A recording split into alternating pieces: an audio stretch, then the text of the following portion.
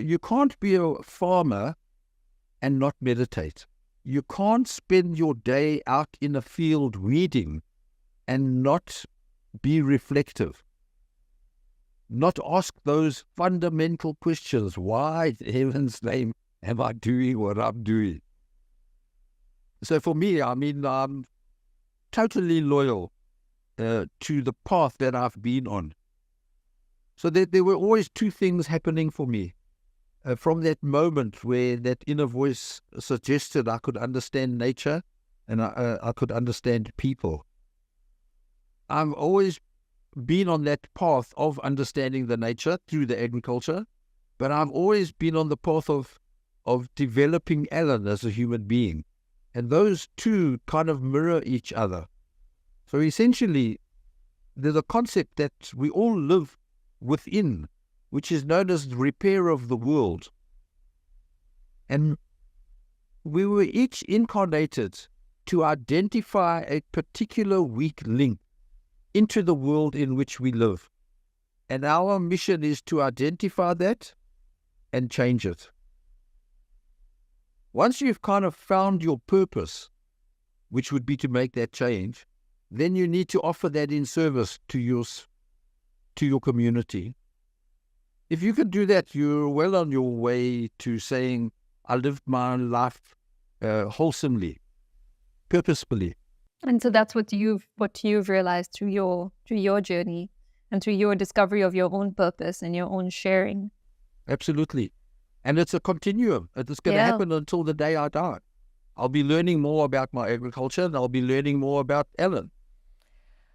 Tell me what you're working on at Lindros. Lindros is the company that you founded. You work in various ways with agriculture. Yeah. What are you working on at the moment?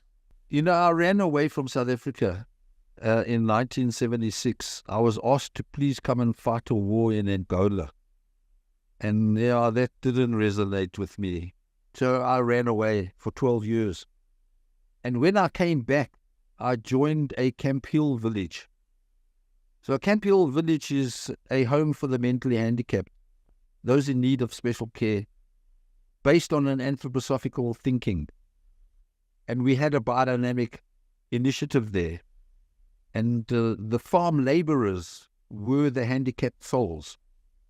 That was a fundamental player in the outcome of who I am today. So one of my co-villagers, because we called the village, the Camp Hill, we called it a village. One of the co-workers that I lived with, both him and I had taken the agriculture to the point where we were now creating an impact in civil society and in Mama government. People were asking, why are you doing what you're doing and how are you doing it?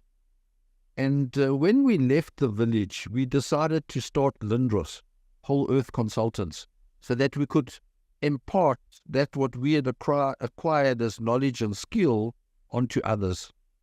And Lindros has been going for 24 years, so there must be something that I'm doing right. And I think what it is that I'm doing right is that I'm chasing after the ability to serve. I've never chased after the money. I've worked for 51 years and I've had a salary for 12. I've had a lifestyle for 51 years. That's what I'm after. So I consider myself to be extremely rich. Even the exceptionally rich can't afford my lifestyle. And I think it's that ability to say, I need to give what I have to others if they possibly want to utilize it or resonate with it. And what do you mean when you say lifestyle? Like describe to us your lifestyle. What's your lifestyle? So most of my time I spend in service. I work pro bono, pretty much 4 days a week. Wow. Yeah. I'm the chairperson of organic in South Africa, the South African Organic Sector Organization. That's a pro bono position. I work as a biodynamic director on the Biodynamic Association, pro bono position. I'm the chairperson of the technological advisory group to SABS, the South African Bureau, pro bono position. But what I'm full of passion with at Lindros at the moment was we were asked, or I was asked, if I could do a training program in the Cape. And I said yes, but on my experience, where I didn't train only the skills and the practices and knowledge pertaining to agriculture, I wanted to train a whole person. You know, because I try to view myself as a whole person, why wouldn't I do that for my learners? And we initiated something called the 17-shaft leadership training program. Became again another model for both for Mama government and within civil society. When this colleague of a friend in the Cape, I said, yes, I can, but I need to do it on the basis of a mindfulness approach. Because I had met a lady who works with mindfulness. And in doing her program with her, it captured me because it's just such a accessible, achievable path to a more determined, holistic human being. So I said, listen, I'll come and do the training, but I'm going to ask if Sherry can come and we'll include the mindfulness program. So currently, Lindros is looking at what's called a ROAM program, Regenerative Organic Agriculture and Mindfulness. And yeah, we went to do that. And we've done it a couple of times. And the change in those souls who've passed through is chalk and cheese. They come in a sense, one type, and they go out another type. That's amazing. That's where my fundamental passion is. And I'm looking for collaborators, either in the Biodynamic Association or in the Organic Sector Association, where we can realize such training programs. Yeah, I think that like meditation's changed my life too. And mindfulness is, it's a type of meditation, and it's connecting to yourself, it's connecting to your soul, it's getting to know yourself better. And I think that, often, especially people that work in the field and farming, it's a very tough job. We all have tough jobs, but that is particularly a very hard job. And how empowering to give someone like that ability to connect to themselves and to find what they're looking for within themselves.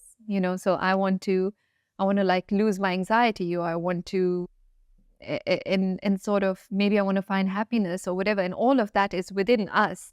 And so to enable people to connect to themselves so that they can then connect to the earth and then connect to the food and kind of spread that type of energy in the work that they do. So I actually think it's critical, possibly something that should be incorporated, and actually is being incorporated into schools. I didn't have it in school when I was growing up, but I know my niece and nephew, they had mindfulness when they were children, and I think it's an essential skill. So that really is it's wonderful that you brought it into farming and training as well. And yeah, I guess we'll keep in touch, and we're interested to see where Lindros goes next, and how this space evolves in South Africa. It would be very, very interesting to see how it comes up. I think one thing that's quite important is to get people to study this, to get like the universities to start studying the phenomenon that we're seeing, that people know instinctively that we are seeing as well, but perhaps to have some studies around it in South Africa to say, okay, well, we are seeing that the biodiversity is much greater in through biodynamic methods, or we are seeing that people's guts are not reacting the same way to biodynamically grown corn and wheat. There have to be studies like this. That would be really amazing to like just to give people something to say, well, actually, no, now we know it's not humbug, it's not woo. It's actually solid. And yeah, I'd love to see that. Yeah, so in a sense, I want to share just briefly, in the context of the mindfulness, this fundamental ability to own yourself in time. So that guy who I was just now behind me, I got no access to that. It's done, finished, gone. That's either missed opportunity or utilized opportunity. This guy who's standing in front of me, unfolding tomorrow or the next day or the next day, he's not available to me. The only chap who I can fundamentally depend on is Alan right now. And that's what mindfulness has given me. And that's what mindfulness can give each of us. We have to be literally present in each and every moment. Critical. But I do also want to share a fair sense of optimism towards the future. Because I've just been invited to do a webinar with the Agricultural Research Council of South Africa, linked to the Department of Rural Development and Agriculture. And they're acknowledging that the system is failing, and they're looking for an agroecological future as a framework in which to influence, like you were saying, universities, schools, colleges. So that's a very exciting opportunity. How is the system failing? I'm so curious to know from their perspective. So the farmers are becoming more and more vulnerable. They need more fertilizers. We've seen what's happened in Ukraine. Yes. The fertilizer price, I think, doubled, if not went more. And it's got to be imported. So there's all the impact on the carbon. The farmers are, because they're farming like they're farming, they need more insecticides, pesticides, fungicides, herbicides, nematicides. So, yeah, socially also, I'm not working with people. I'd rather work with a machine because the machine won't strike.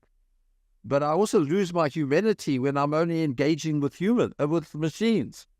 So, yeah, we had a wonderfully critical time in the evolution of ourselves as a species as to where we're going. And I think we all chose to be born now because there is something we can identify with that will enable that change to happen either more easily, more appropriately, or more speedily. Thanks for listening today. I hope you found today's episode insightful and inspiring. If you enjoyed this episode, please subscribe, leave a review, and share it with a friend.